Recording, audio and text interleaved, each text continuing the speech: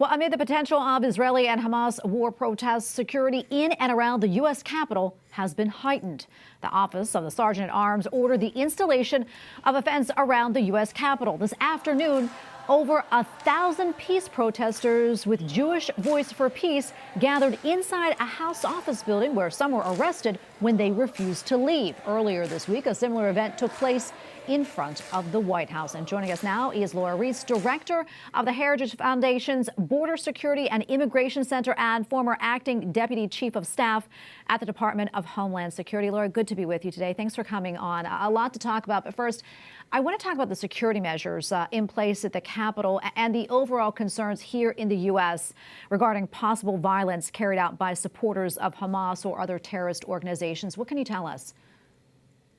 Well, the protests are expanding and becoming more frequent. This afternoon, there are a lot of protesters in and around the Capitol that support Hamas, support Palestine. And they're being led by a speech by Congresswoman Tlaib. So this is just going to continue, and it is making security in the U.S. more difficult. And we have to look at our open border and what the Biden administration has done to our country in allowing millions of illegal aliens from all over the world across our border. And when Hamas leaders are calling for strikes on Israel, against Israelis, and against America, we are at a precarious time right now, and our leaders need to start acting like it. Yeah, I want to jump off that and kind of focus on the border. I was going to go there next anyway and talk about there were some apprehensions at the U.S. southern border with 4 Iranians being apprehended just a few days ago. And those, I believe, were actually on the terror watch list. Let's talk about that and the threats there.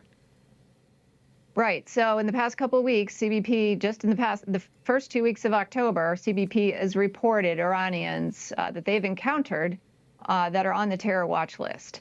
And also, we have to be concerned with the over 1.6 million known gotaways that have come into the U.S. before the Israel attack. And in the first 2 weeks in October, CBP has reported over 1,000 gotaways per day. So that's another 360,000 in a year if we keep at this pace. And it's that group that is declining a free ticket, airline ticket, anywhere in the U.S. that they want to go. And Laura, how vulnerable that is, do you think we are here in the U.S., to another terrorist attack? And do you think we've left our guard down since 9/11? Absolutely. We are back in a pre-9/11 posture. We have opened our borders wide open, and foreign nationals from over 160 countries have come through that border while Biden has been in office. We've absolutely let our guard down, and the leaders of Congress need to get their act together and prioritize Americans right now and keeping this country safe. Yeah, we've also been hearing a lot about these so-called lone wolf attacks. What more can you tell us about that? And are those particular types, of attacks, are they harder to track and prevent? Well, when the administration is talking about lone wolf attacks, they are largely talking about domestic violent extremism. And that is where the Biden administration has been prioritizing FBI resources, DHS resources.